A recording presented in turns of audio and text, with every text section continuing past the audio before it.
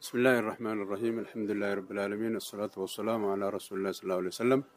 أنا مكان كيا جمال شيخ عبد الله نانجاني جمال عبد الله موساتي جراتا مقالة هرلي جتورين مسجد راتنيا قفام تخنجاري مسجد كما فوريولي خنجاري كغوتو بيات خنجاري جرو بيا مكانان نوتي وفدني نانو دخيستي مكان ساني نخا واي مسجد مدرسة كلينيكن خنون تجارة أمة إسلاماتي في أمة إثيوبيا أمانتاتي كا مسجد يوتاتي ملء خان وسونغل مما خمني مننا كما خنجارو نما إسلاما قفاوي مثل نموت من إسلام نمته يجو إنسان يجنو إنسان كمان لساني سينان ساني نبي كما خيسافو مسكينا أكدرجات إثيوبيات كبا هرجي وسنتان إثيوبيات أبا مسكينا جامني تاما خيسافو سينان ساني دودا نمن كريستانا خغراغي خدبو خارري خورمو هندي نبيها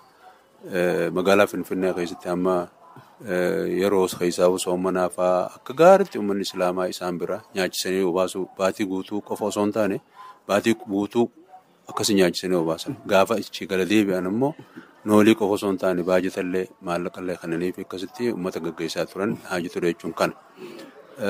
Karaa waan firii dubbii teenyatti gojjee masgiinni araattanyaa masgiinni guddaan Imaam Ahmad kan duraan imaan masjiid jaamee dhaabbate laftisii lafa kaaree kum jaafi 902 akka mootummaan naannoo Harrii لبتنا قبضة تورتي ملء لبني لبتنا خاية كاركم جافي بس قلي في وبرس سديتمي لما بسديت نمني إلنا خاية وانا كابو إنجرو برو نانون هاري لبتنا تهيج تيتي خن قبضة سينا هاري روان تيجا أكاس قبضة مني لبسنا الركاركم جافي بس إلنا منني توري نما منين كان الرانور راخاسو يو أركن مسجد أبنا كنا يادو شرط إيران أكستيرو سنسان تيجتني وبلين كينيو ركا أجتوب كفان هاجي مانتي علي سقافا وري يروسن نجيرو ما الفنانو سندوران من الإسلام يدو نجيرو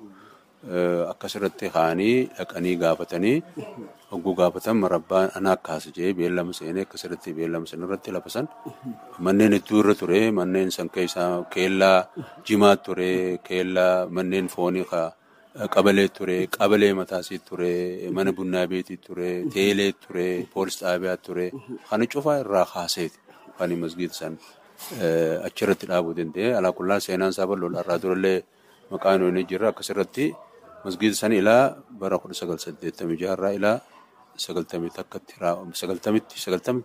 تكترا وته أمة الإسلام بنا قولي أشيبودا ما خن إيجا وصون من صلاته أما أمة أمن تابراتي ولبوي سبارة قول سجلتمي سديتي ولبوي سي تقومه لبونا مالين رباته تكشوا يا ولبوي سي أمة كريستانا بإسلام في حالة سنرا خوداني بس أما مسجني روسن دلين كابوتوري دلّي دفني لفا أكا غان وريارني بيها لبسان متر دبا أفري أولو وانجام تو دعا دلّي متر أولو متر سدي تو جارني خرّت قرني أشيبو دماغ مسجنو وانني بولو مالي أكنا من الإسلام أقول شلو فكرت إبادة سامله وامبرا مسجد بيزنس أكنتاني جه وقفي جاري وقفي دكان قرطة كوفي سنتبيتي بانيو خنان جاري في كغلتي غري غلي مسجداتو مسجد نفتنتو مسجد نكو فتنتو وچو مسجد دابا متخن خوان كنيات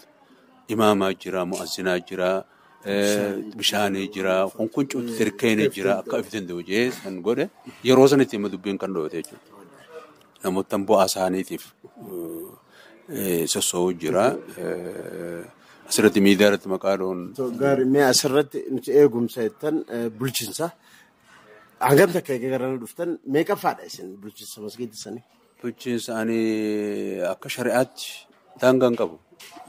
بلشنسا يجون تنازري جامتكا شريعتي نازري يجون أبا وقفي قريتون نازري قريتشو دندا. ونازري يجون ياو نظر تكاو nama gartee eegu jechuudha. Eegu jechuun bulchiinsa jechuudha. Bulchiinsa naasireen kun nama if jala godha. namni inni jala godhu horeef jala ijaara. Waggaa meeqaaf isin aangoorra turtan jechuudha. Amma masgiidni kun bulchiinsa nama adda addaa qabaachuu ture. Isin gara eegumsa masgiida kana yookaan bulchiinsaa yoom dhuftan? Masgiinnummaan bara 1990 takkarraa eegaleeti. Bara 95 irraa eegalee jechuun dandeessu. Kannuu jalqabe. Achirraa eegalee anammaa akka wannaatti anaa gubbaarratti isaan kana to'ata. Durumaanu yeroo tokko warra duraaniiti wajjin hedduu wal morminee bara 1998 irratti furmaata godhame. Biiroon salaamina xixiqqaa guddaa biiroo jaamte jechuun biiroo nageenyaa fi wannati jaamsaniititu furmaata kenne bara 1998 horee fi naaziree waan jaamaatti mormiin kaatee dabdaabbeedhaan yeroo itti aanaan pirezidaantii naannoo Harrii kabajamoon obbo eenyu yeroo sanii Hature isaatu hoogganuu ture waan kana. Akkasitti dhimmi islaamaa kan yeroo saniitis Abrahaam Shariif jaanii isaanii al-Khayroo fa'aa kana hunda waraqaa jira sun cuftiin waraqaa jira. Akkasitti ilaalanii murtee kannan masgiinni kun wanni inni buluun naazireedha waan jaamaatiin. Naazireen tun ulamaan gurguddoon itti dhuftee maal naaziree waan jaamaatan. Uummanni kan jettuun beekan. Bulchiinsa masgiidaa. Fakat. Bulchiinsa masgiidaati malee asirraa qarshii takka itti fayyadamuu hin danda'u. Eeguma inni. Eeguma. Mindaas hin qabu. Hin qabu. Amma abbaan waqfiitu kan maallaqa isaa baasee achi kanneen waan waqfi jaaniin tana deebi'ee fudhachuu hin danda'u. Hin bitamu, hin jijjiiramu, hin gurguramu. Ka'ee nama biraatiif hin kenna. Warri naannoo kana takka masgiida kana cinqajee bikka waan waqfii godheef san malee nama biraati kennuu hin danda'u. Haasa shari'a. Nuti islaama shari'a bulla.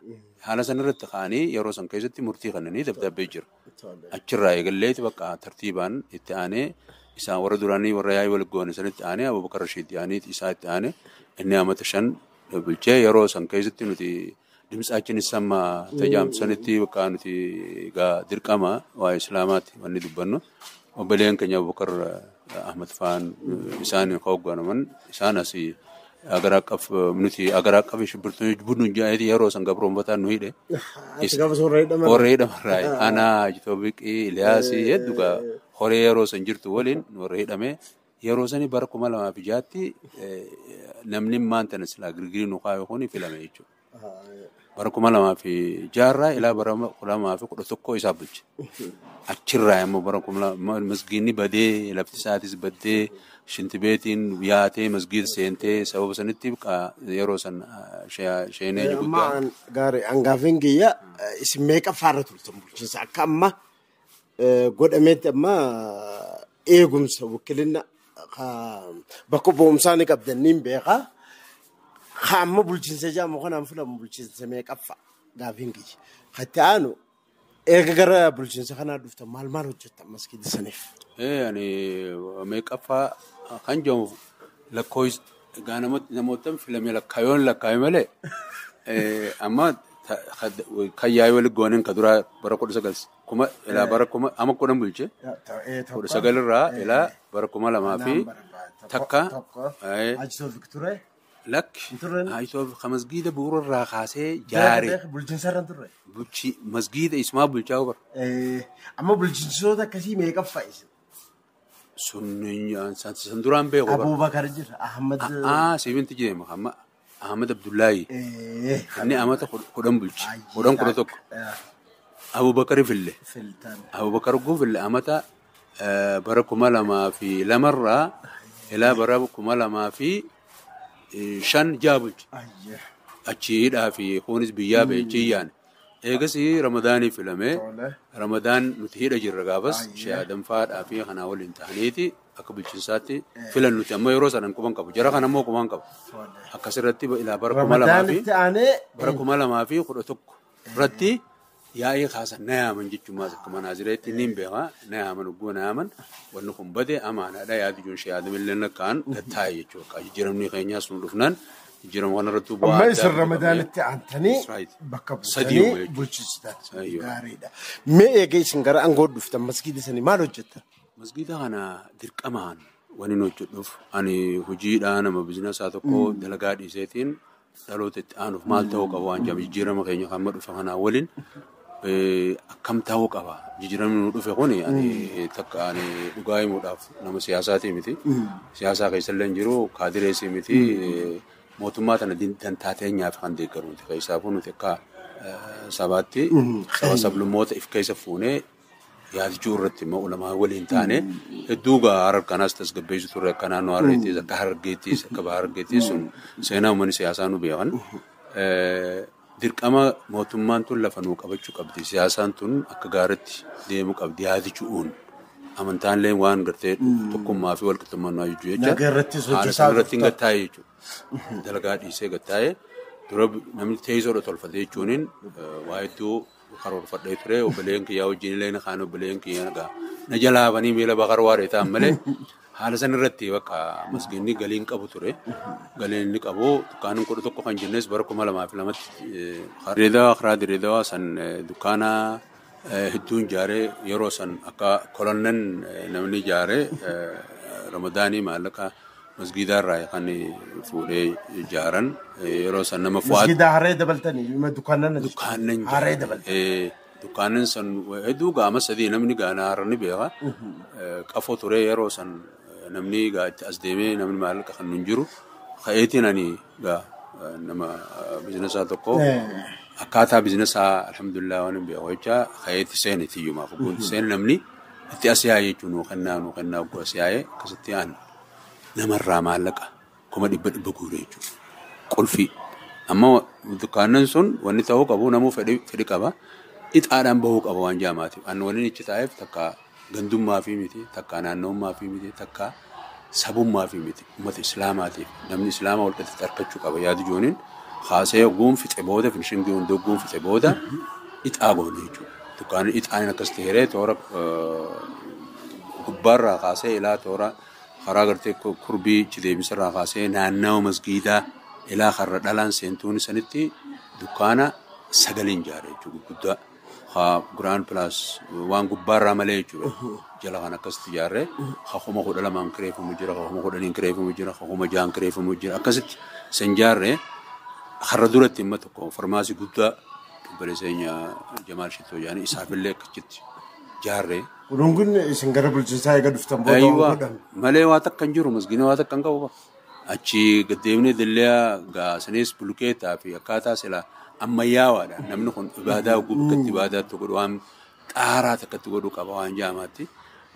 San ijaarree achi harrallee gurguddoo akkaataa gartee ammayyaa harrallee ammayyaa tafakkaatu tirikkeeniin kan boonu minaaraalleen akka tirikkeeniin masgiidan sila bareedaa namni irraa qalbii takkaan irratti ibaadaa godhuudhaaf boone alhamdulillah rabbil alamin mooraan isaallee duraan dhoqqeedha turte mooraan isaallee akka shakalaan afamtu green area illee kan cufallee itti goone gaa namni garii illee ni dhaadata annu godhafillee warri jee amanu jira san gaa namni ni beeka rabbillee ni beeka tun dibdee miti himachuufi miti waan kana silaa nuti himachuullee hin feenu maaliif wanni daliinuuf rabbi jecha akkasitti illee ijaarree karaa fadis deemisa kanaanis dukkaana 13 ijaarree haareetti maas karaa Direedawaa malee 13 ijaarree Grand Plus 1 sanis ijaarree Plus 1 tokko baankii Oromiyaa gubbaarra jira keessaafuu baankiin Oromiyaa gamtaan Oromiyaa namni masgiidni sun jijjiiramuudhaaf abbaa ta'e isaanii jechuudha. Cinaa dhaabbate kiraa ama 10 nuu kafalan jechuudha.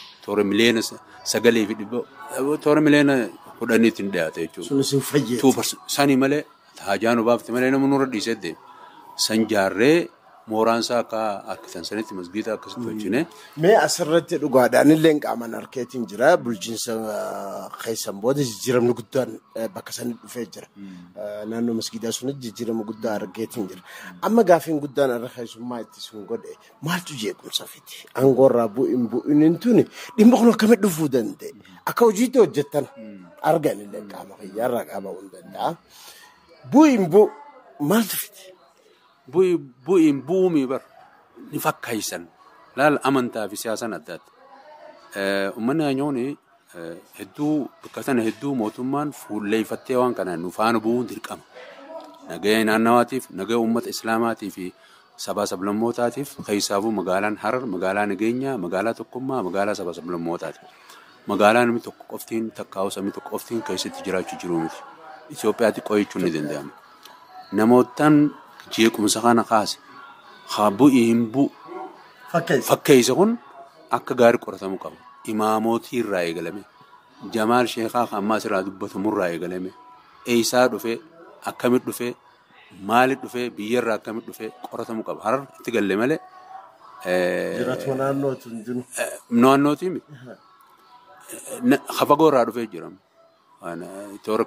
Anammoo dhalataa magaalaa Harrii garuu magaalaa Harriitti guddate malee dhalataa Fadisi.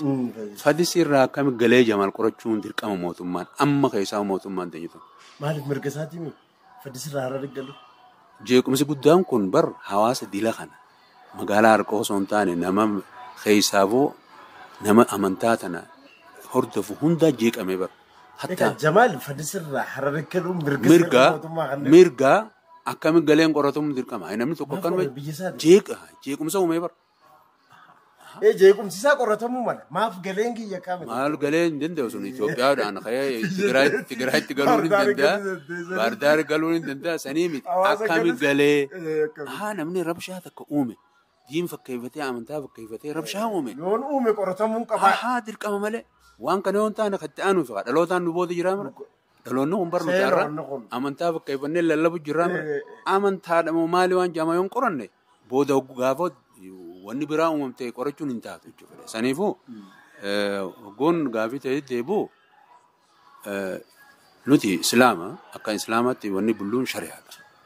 Shari'aa alatti seerri ittiin bullu seera ittiin bulmaata higga mangisti jedhaniin federaal higga mangisti akkas jaama akka afaan nagaatti akkasii. Kana seerri seeraa olii ka biyya teenya tana keessatti ittiin bullu seera mootummaati. Seera mootummaa tanarra namni tarkaanfatee yakkamaadha. Yakkamaadha. Sanii ala nuti akka Oromoottis akka Islaamaattis heera qabna, seera qabna, shari'a qabna. Shari'aan bulla jechuudha. Masgiinni shari'a bulla. Shari'aatti hin daanyumu yoo jedhe seeraa jira. Lameen kana haala jirti. Kana bira dabree waan biraatti lallabe. Seeraa wajjin wal loluu qaba malee nama wajjin miti. Saniifuu wanni dubbii tana kaasa as keessa bu'aa jira. Tara dhibbanumaan jaan. Amma anaas itti ta'aniitu bu'aa wal lolchisa. Malee bu'aa wal lolchisa jedhanii bara. Anis bu'aadha. Amma isaan akka isaan wal loofanitti bara Jamaal maallaqa masgiida irraa fuudhina. Dubaayin naggatataa, Chaayinaan naggatataa, makiinaan bitataa, fooqiin jaarrataa, Jamaal waan naan hin jennan qaban. Qoratamuun qabu hanqabatamaan hin jira.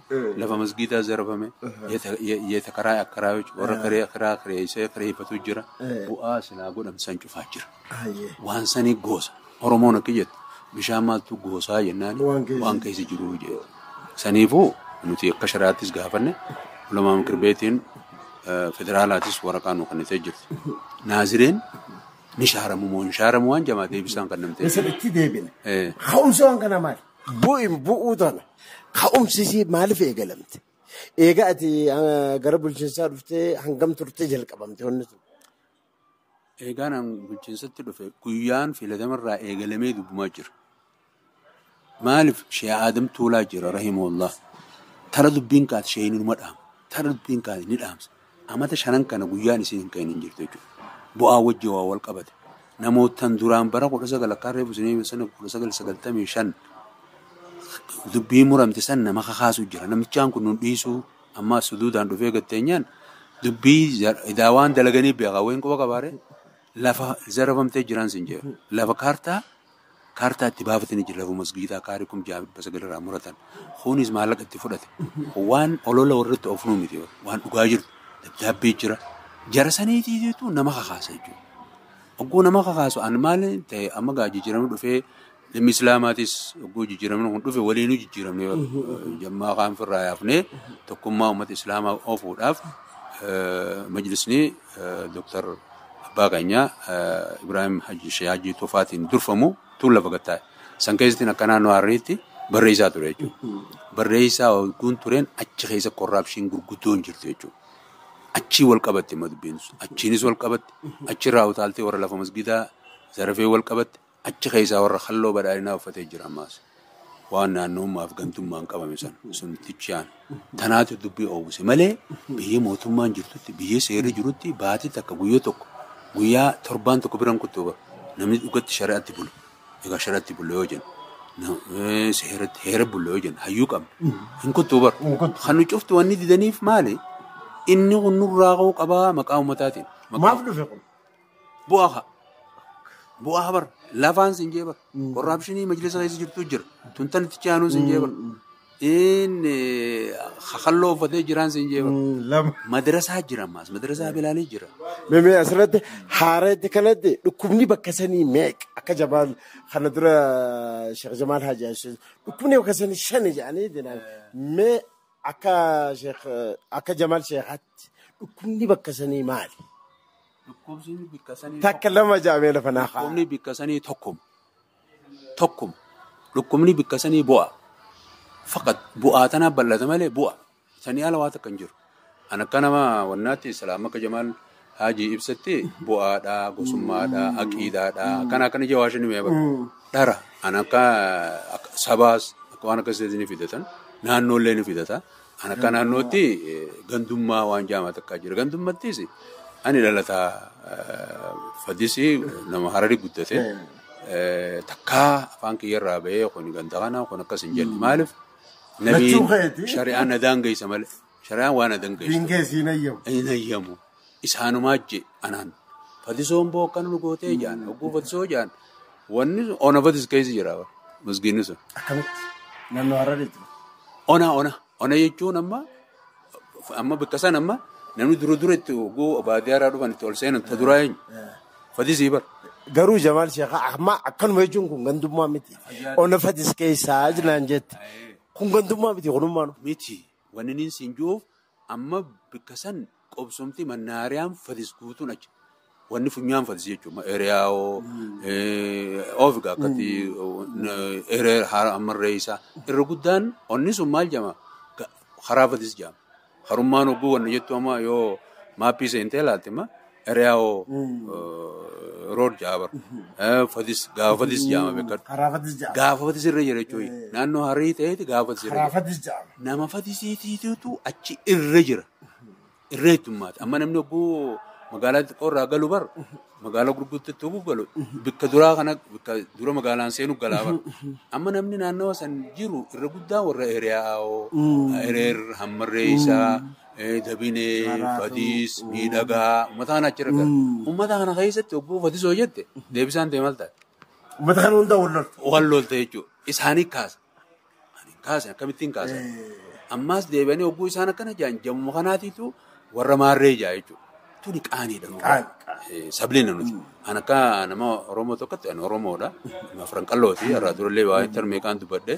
Ilma ala 12ti. Oromoodha. Islaama. Obboleen kiyya amma akka Oromootti kun fudhadhee kiristaanaa, Pirotestaantii, waaqeffataa. Kun cuftuun ilmaan abbaa kiyyaati. Akkasitti kan hin beekamu. Tokkummaadha. Kenneetti beekamu. Isaan gosummaa waliin. Kana gandaggalchan isaanii malee anaa miti jechuudha. Gara keetiin gandummaan hin jiru. Akkamitti? Gandummaan silaa jiraate bar dukkaanni hin jaarsan cufaa'u. Warra fatisiif hin kannaa bar. Namni itti haqaatis jee warra eriyaa'uti warra fatis cufaaf hin kannaa. Wanni ixaa godheef maali? Nama Islaamaa hunda laala jechuudha. Gandummaa isaanumaaf fide. Gandummaa bira kutaniiti bar. Ganduma dhufnee naannoo nuti irra qubannee arrabsu seennee barbooddee duraan garaa keessaatiin deebiin. Hattaa uummata keenya aangoorra jirullee uummata aangoorra jirullee dabar Oromummaa itti afarsanii akka sammuu isaanii jijjiiraman godhan. Uummatuma silaa ulamaa takkaan sheekoti jennuutu badhaqee itti boo'ee masgiida keenya qaaniidha Islaamarra.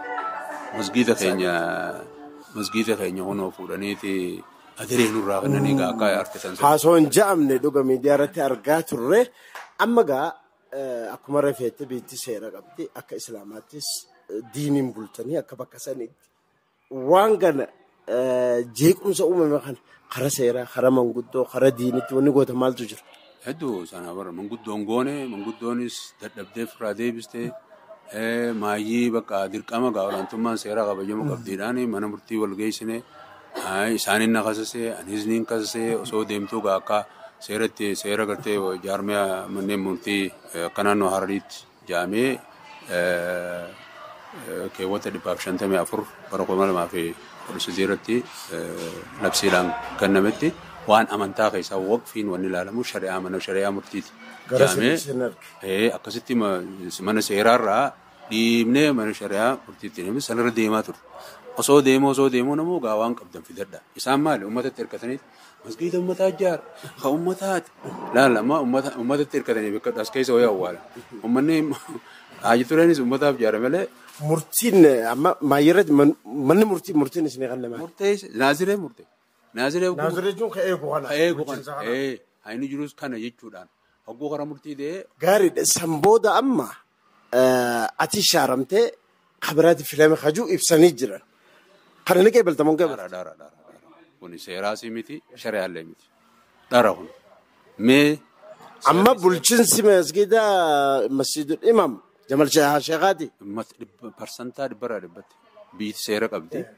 Tasanii ala amantaa guutu seera qabdi. Shari'aa qabdi. Mootummaan amantaatti seentu amantaallee mootummaatti seentu. Hamma jeequmsi uumamanitti. Ammoo akkami jeequmsi kun uumamuu danda'ee waan jaami biyyi seera qabdi bara. Irraa bulchiinsa nuti majiniin tokko naannoo tokko jeequ qaba. Biyya seera qabdutti. Namoota yakka dalage. Yakka san seeruma san kabachiisuudha malee aqaabiggee jira. Poolisii jira. Amma seerri akkasii seera tumuu jira. Seera fassaruu jira. Seera kabachiisuu jira. Filmaanni amma godhame kun seeraan ala jechuudha. Daawwadhu waan dirree ta'amu. Filmaata godhuudhaaf karaa cufteeti namaaf silaa feetu keessaa yaaftee kan feetu na hixeeti filmaati jettee gaggeessita. Waan viidiyoon qabatamaadha nuti wanni qabnu. Akkanuma cal jennee naasoo nuti. Nuti akka nuti nuuf bulchiinsi kuni seerri kuni keenya akkasi beenuti.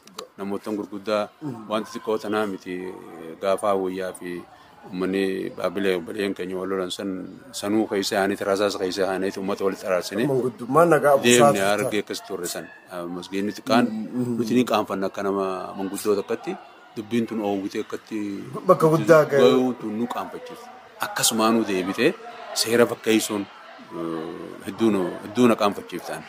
Gaariidha. Amma mee seeraa ala filaman jettan kana seeraa ala ta'uu isaanii isinoo wanni gootan maaltu jira sanboota? Seera ala moo dirqama qaama nuti seera kabachiisuudhaaf nuti isaan amma halloo seeraa uffataniiti waan kana wanni dalagan amma namootaan uummanni ka'ee waan kana difaa takka ofirraa dhoorkine yoo jaan hin ta'uudha nuti ammallee wanni dura dhaabbatu hin ta'u seerri namni achi aangoorri jiru yoo akka malee godhe seerri seeraa olii jira nutis qaama dhimmi ilaalu hundarratti mana murtii jira manni murtii achii akka jee cufe yoo ajaa'ibis ta'e barreesse manni murtii nuti ani uummata karteen silaa kasasame lameen dhimma islaamaatii fi horee silaa jaam tanaatu na jeeqe bilisaan laaluu hin danda'u jeeti cufe galme dubbii seeraa alaati manni murtiis akkas maaliif cufee ni hin beeka garuu nuti iyyannee xaqlaay shari'aa dheeni xaqlaay shari'aanis daanyaan guutuun qabu jeeti cufee guyyaa irraa muguun wanna sabbar naannoon ni jirti akkasuma gaafachaa deemna. Seeraan itti deemnaa jechaa jirta. Itti deemna. Mee gaarii gaaffiin xiyyeeta katamaayyii taniin isinii kaasu mee nageera naannoo saniitiif nagee biyya sanaatiif nagee uumuuf jecha angadhiisee angoota yoo ta'e rakkoon dhufu maal? Angoo mi bartu? Bulchiinsa kana. Bulchiinsa amaana. Waan eeyitu kana eegumsi sikkanname dhugaadha amaanaa sikkamee xalayaa seera qabeessa agarsiifte. Ani akka nama miidiyaa tokkotti arge xalayaa seera qabeessa asii kanname garuu nagee naannoo tanaatiif nagee uummata kanaatiif jecha Anjamaal Sheekhaa Angootii gadhiisee rakkoon dhufu jira. Rakkoon dhufu jira. Rakkoon dhuftu maal seeta dhalootaa sammuun isaanii jijjiirame dhaloonni dharaa dhugaa fakkaate. Amma yeroon ammaan tanutti jirru yeroo dhibba kabajamoon Dr. Abiy Ahmed gabbahee dhugaan inni dubbachaa deemu waan inni dubbanne dhugaa himaa deemaaf ejjennoon xiyyeessanumaan. Yoo ta'e dhugaan xumuramuu qaba. Animmaa anicha keessa taa'ee bu'aan inni harka dhumaadha. Anuma hojjetu tokko nama dalagatu tokko nama biyya tanaa. Mee Jamaal yoo akkam ta'ee gadhiisa akka Jamaalitti? Akkas ilaa ani akka shari'aatti Jamaal ifuu buusuu hin danda'u if. Akka shari'aatti tana uummata ulamaa irra dhufa. Ani lakkiin fadhuu jechuu hin danda'u akka shari'aatti. Ammoo masgiida kanaa fi bulchiinsa kophaatti bulchuu hin danda'u. Ejjennoon tiyya hogganlee hoggantoota naannootii wajjin bulchuusa hogganlee wanni hin juuf waa takkaan kennaaf hogganlee dhagayaan jaan nagaa masgiida kanaatii fi kana barbaannaa mi'ee boordiin haa ijaaramtuudha tara dhibba kana hin jiru. Boordiin ijaaramtuun boordii bilisa taate. Masgiidni arraan tanaa mindaa kafaluu ni danda'a. Silaas kaajii naa godhamuuf hojii gaggeessaa naa godhamuuf akka gaarii qaba. Galiin maskiinii ni qaba, manni barnootaa kasaati ni qaba. Saniifuu ha maskiitaa fi mana barnootaa kana hordofu. Akka sirriitti akka seera gartee mootummaan gaggaa'itti hordofu qaxaruu ni dandeenya. Sanii alammoo boordiin ijaaramuu qabdi. Boordiin ijaaramtu tuni tami jennaan taqaama mootummaarraa taate. Guyyuu masgiiduma san shakkaamaa oolan. Taqaama siyaasaarraa taate. Namni islaamaa ni jiraa malee. Hooni irra dhufee ijaaramee boordiin ijaaramtee boordiin tun feetu guyyaa 15tti, feetu baatitti, feetu baati 8 faana bu'uu ni dandeessi. Akkana haa ta'udha.